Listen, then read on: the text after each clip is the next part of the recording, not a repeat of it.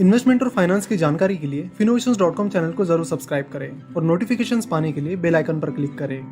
नमस्कार। तो आज हम बात करने वाले हैं टिकटॉक और यूट्यूब के बिजनेस के बारे में और हम ये भी देखेंगे कि इन दोनों कंपनीज के बिजनेस कंपटीशन में कौन कहां पर है और कौन जीत रहा है। यूट्यूब साल 2005 में शुरू हुआ, वही टिकटॉक साल 2016 में शुरू हुआ और पिछले कुछ ही सालों में टिकटॉक ने बहुत ही एक्सपोनेंशियल ग्रोथ दिखाई है। अगर यूट्यूब की बात की जाए तो यूट्यूब को साल 2005 में जावेद करीम, स्टीव चेन और चैड हर्की ने शुरू किया था। बाद में यूट्यूब की बहुत जल्द होने वाली ग्रोथ को देखते हुए गूगल ने यूट्यूब को नवंबर 2006 में $1.65 बिलियन में खरीद लिया और तब से यूट्यूब गूगल की सब्सिडरी कंपनी के तौर पर काम कर रही है। वही टिकटॉक की बात की जाए तो टिकटॉक सितंबर 2016 में लॉन्च हुआ। फिर एक साल बाद ही यानी सितंबर 2017 से टिकटॉक ने अपना इंटरनेशनल एक्सपांशन शुरू किया। उस टाइम टिकटॉक का मेन कंपटीटर म्यूजिकली काफी ट्रेंड में था, तो टिकटॉक की कंपनी बाइट डांस ने म्यूजिकली को करीब $1 बिलियन में खरीद लिया, यानी करीब 7,000 करोड़ में खरीद लिया और फिर टिकटॉक और म्यूजिकली दोनों को मर्ज कर दिया, जिसके बाद टिकटॉक काफी तेजी से ग्रो होने लगा। अब बात करते हैं दोनों कंपनीज के ग्रोथ की। 2019 में ही टिकटॉक ने 100 करोड़ डाउनलोड्स क्रॉस किए और अब रिसेंटली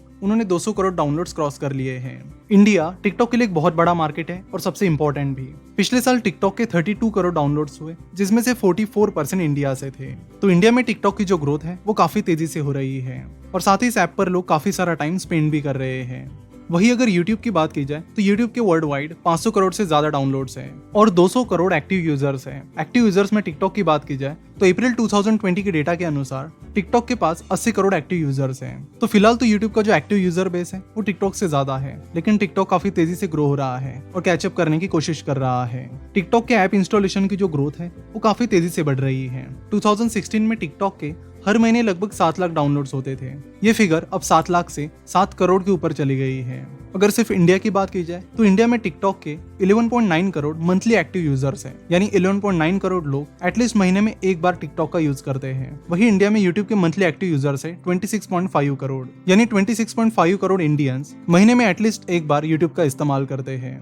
यानी फिलहाल यूट्यूब के मंथली एक्टिव यूजर्स टिकटॉक के मंथली एक्टिव यूजर्स के डबल से ज्यादा है। अब बात करते हैं इन दोनों प्लेटफॉर्म्स के रेवेन्यू के बारे में। तो जैसे कि हम सबको पता है कि यूट्यूब का सबसे ज्यादा रेवेन्यू आता है एडवर्टीजमेंट से। जैसे कि हम सबको पता है कि गूगल दुनिया का सबसे बड़ा एडवर्टीजमेंट प्लेटफॉर्म है और अपने प्लेटफॉर्म यूट्यूब को भी उन्होंने एडवर्टीजमेंट के लिए बहुत अच्छे से यूज किया है। साल 2007 तक यूट्यूब पर मोनेटाइजेशन का ऑप्शन नहीं था, वहां पर बस लोग अपने वीडियोस अपलोड कर पाते थे और उसके बदले में उन्हें कोई पैसा वगैरह नहीं मिलता था। फिर साल 2007 से कंपनी ने अलग अलग एडवर्टीजमेंट को टेस्ट करना शुरू किया और 2 साल टेस्टिंग करने के बाद साल 2009 से यूट्यूब ने अपने प्लेटफॉर्म्स पर अलग अलग टाइप्स के एडवर्टीजमेंट फॉर्मेट लॉन्च किए और फिर यूट्यूब के जो कंटेंट क्रिएटर्स हैं, जिन्हें यूट्यूबर्स के नाम से भी जाना जाता है, वो यूट्यूब प्लेटफॉर्म के जरिए पैसा कमाने लगे। शुरुआत में यूट्यूब एडवर्टीजमेंट यूएस में लॉन्च की गई और फिर कुछ साल बाद वो इंडिया में भी लॉन्च हुई। एडवर्टीजमेंट यूट्यूब का मेन रेवेन्यू सोर्स है।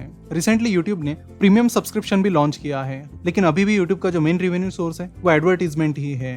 पिछले साल यानी 2019 में यूट्यूब का जो टोटल रेवेन्यू था वो $15 बिलियन था, यानी करीब 1,08,000 करोड़ था। उसके पिछले साल यानी 2018 में यूट्यूब का रेवेन्यू $11 बिलियन था और 2017 में ये रेवेन्यू $8 बिलियन था, यानी 2 साल में ही यूट्यूब का रेवेन्यू डबल हो गया है, यानी सिर्फ 2 साल में ही 100% ग्रोथ। अगर टिकटॉक के रेवेन्यू की बात की जाए तो 2019 में टिकटॉक का रेवेन्यू $150 मिलियन के करीब था, यानी करीब 1,000 करोड़ था। तो अगर टिकटॉक और यूट्यूब के रेवेन्यू को कंपेयर किया जाए तो टिकटॉक का रेवेन्यू यूट्यूब के रेवेन्यू के 1% है। तो यहाँ से ये पता चलता है कि टिकटॉक का यूजर बेस तो बहुत तेजी से ग्रो हो रहा है, लेकिन टिकटॉक को रेवेन्यू कमाने में थोड़ी डिफिकल्टीज आ रही है। यूट्यूब के जो वीडियोस होते हैं उनमें अच्छी खासी लेंथ होती है और साथ ही यूट्यूब पर अलग अलग तरीके का कंटेंट भी है। यूट्यूब पर वीडियोस की ऑन एन एवरेज जो लेंथ है वो 4.5 मिनट की है और कई सारे वीडियोस ऐसे भी आते हैं जिनकी लेंथ 10 मिनट से ज्यादा होती है। तो लेंथ ज्यादा होने की वजह से यूट्यूब बड़े आसानी से एड्स को चला सकती है। वही जो वीडियोस 10 मिनट से ज्यादा है उस पर यूट्यूब मल्टीपल एड्स की फैसिलिटी भी प्रोवाइड करता है, जिसके चलते यूट्यूब पर जो कंटेंट है वो बहुत आसानी से मोनेटाइज किया जा रहा है। वही टिकटॉक पर जो वीडियो लेंथ है वो काफी कम है। यहाँ पर 15-15 सेकंड के वीडियोस होते हैं, जिनमें बहुत शॉर्ट वीडियोस होने की वजह से ऐड डालना मुश्किल हो जाता है। और जहाँ तक एडवर्टीजमेंट रेवेन्यू की बात है तो वहाँ पर गूगल और यूट्यूब हमेशा ही आगे रहे हैं। गूगल के पास कस्टमर का बहुत डिटेल डेटा होता है, जैसे कि यूट्यूब पर अकाउंट बनाने के लिए आपको जीमेल अकाउंट खोलना होता है, वहां से गूगल के पास आपका बहुत सारा डेटा ऑलरेडी होता है और कई बार जब आप गूगल यूज करते हो तो तब भी उसमें आपका जीमेल लॉग इन होता है, जहाँ से आपके प्रेफरेंसेस और कई सारी चीजें ट्रैक की जाती है, आपकी चॉइसेस पता की जाती है और उसके अनुसार उस डेटा का उपयोग आपको एडवर्टीजमेंट दिखाने के लिए यूज किया जाता है। यानी आपको आपकी चॉइसेस और प्रेफरेंसेस से जुड़ी एड्स दिखती है।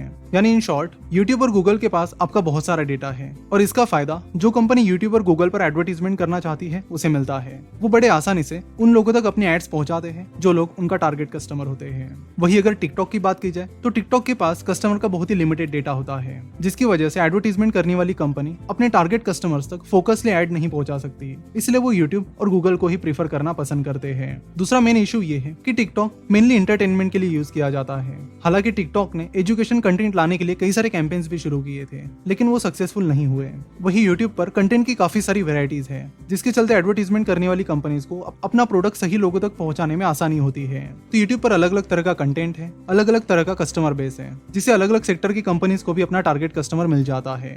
अब बात करते हैं दोनों कंपनीज की बिजनेस स्ट्रेटेजी के बारे में। टिकटॉक मल्टीपल ब्रांड स्ट्रेटेजी इस्तेमाल करता है, वही यूट्यूब सिंगल ब्रांड स्ट्रेटेजी इस्तेमाल कर रहा है। टिकटॉक की कंपनी बाइट डांस ने टिकटॉक की तरह और भी एप्स लॉन्च किए हैं, जिसमें बस कुछ फीचर्स अलग हैं। जैसे कि बाइट डांस ने टिकटॉक के अलावा हेलो और वीगो वीडियो लॉन्च किया है, जिनके अब तक 10-10 करोड़ से ज्यादा डाउनलोड्स हो चुके हैं।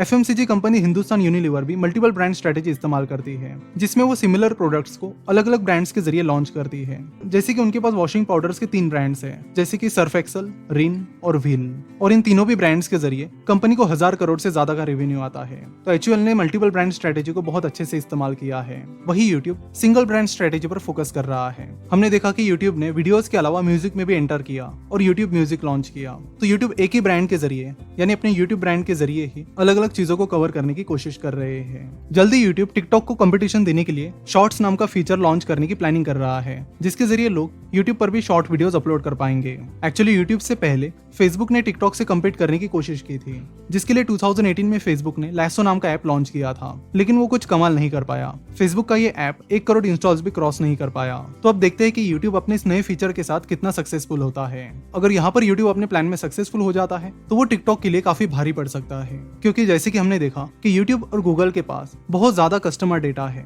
जिसके चलते अगेन कंपनीज का प्रेफरेंस यूट्यूब की तरफ ही जाएगा। तो यहाँ पर बिजनेस मॉडल की बात की जाए तो यूट्यूब का बिजनेस मॉडल टिकटॉक से कहीं ज्यादा स्ट्रॉन्ग है, और अपनी पेरेंट कंपनी गूगल दुनिया की सबसे बड़ी एडवर्टीजमेंट प्लेटफॉर्म होने का फायदा भी यूट्यूब को मिलता है। तो जहां तक यूजर बेस की बात है तो यूजर बेस में टिकटॉक यूट्यूब के ऊपर जा सकता है, लेकिन जहां तक रेवेन्यू और बिजनेस मॉडल की बात है तो उसमें अपने स्ट्रॉन्ग फंडामेंटल्स की वजह से यूट्यूब ही आगे रहेगा। जरूर इस वीडियो को व्हाट्सएप और बाकी प्लेटफॉर्म्स के जरिए अपने सारे दोस्तों के साथ शेयर कीजिए, ताकि उन्हें भी यूट्यूब और टिकटॉक के बिजनेस मॉडल के बारे में पता चले।